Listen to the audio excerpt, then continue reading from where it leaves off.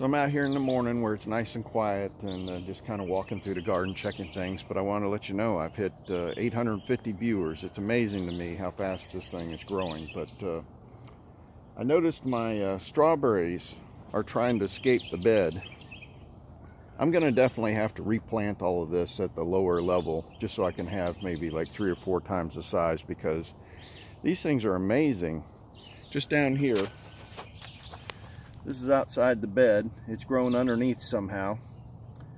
I mean, that's like 10 inches of dirt it's grown out. And then over here on this side, it's also escaping along that whole side. So I've got a lot of fruit setting in here. I noticed that there's strawberries on each one of these things. So this is going to be pretty cool. I can't wait. We got some strawberries last year, but it was, the first year that the strawberries were placed. The other thing is on the onions, I had to come out and pick some more of the leaves because they're bending over. And just after I did all this yesterday, I've got even more now that I need to pick off. And this is almost like every other day. We've got onion leaves that you can use for chives for cooking. And this was an unexpected side benefit.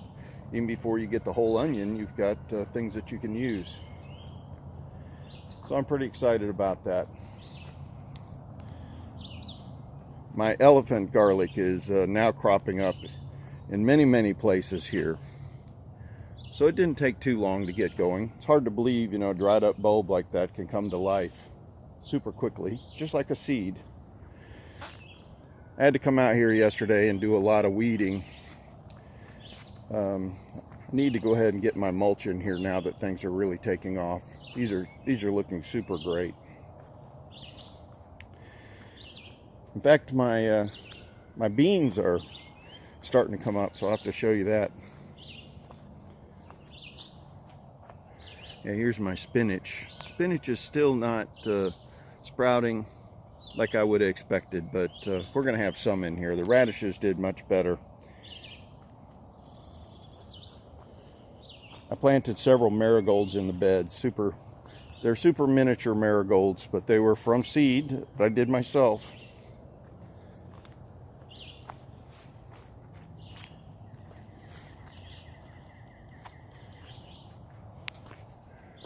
I really like the way this garden turned out. The fence and everything, it looks great. So let me show you the beans. This is just a miracle of gardening.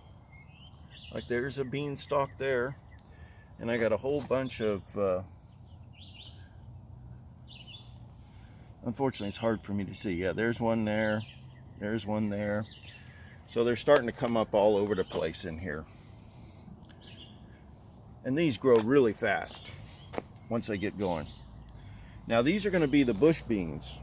So bush beans, I think they get about 2 feet tall and a foot or two wide. So this is going to be interesting.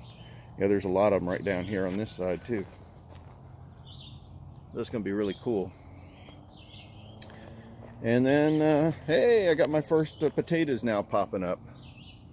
So this was the last bed that we had built, and I've got several potatoes, like right there, there's another one.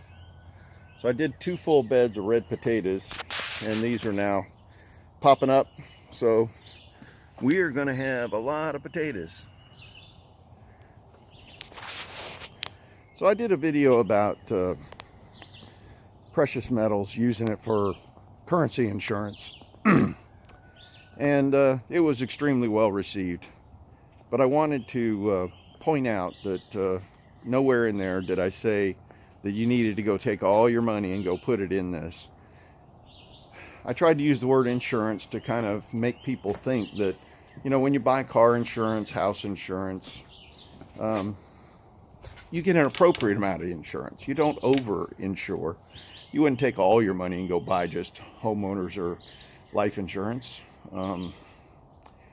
Auto insurance, you're going to take a portion of it.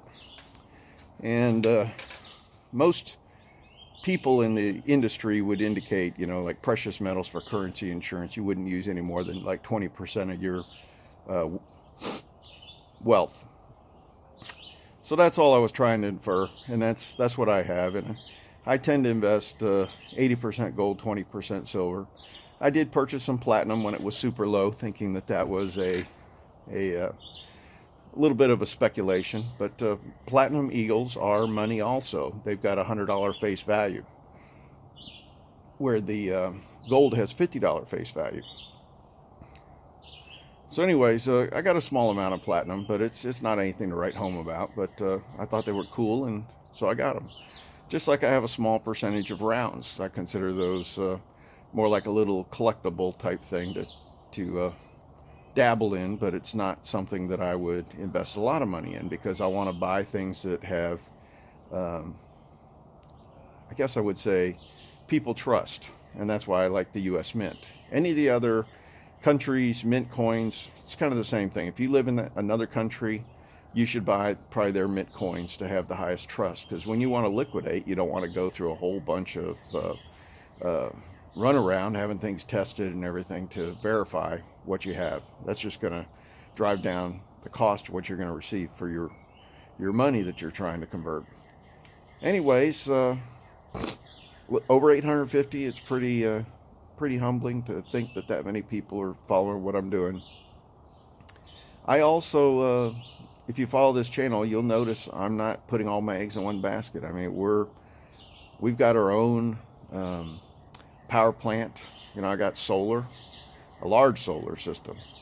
I've also got huge storage of wood. In fact, there it is right there. I've got, you know, propane,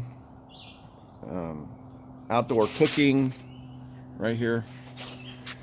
So I've got a lot of redundancies that I've built in, because I just don't trust the complex systems that have been developed to stay together, especially if we end up chance of pandemics, which have historically happened, you know, CMEs, anything like that occur on, call it an infrequent basis, but it still occurs. So I don't want to be completely tied to you know, big companies providing me services that they won't be able to. So anyways, I hope you're having a great day. I hope everybody's treating you well. And just remember, do the best you can. God bless.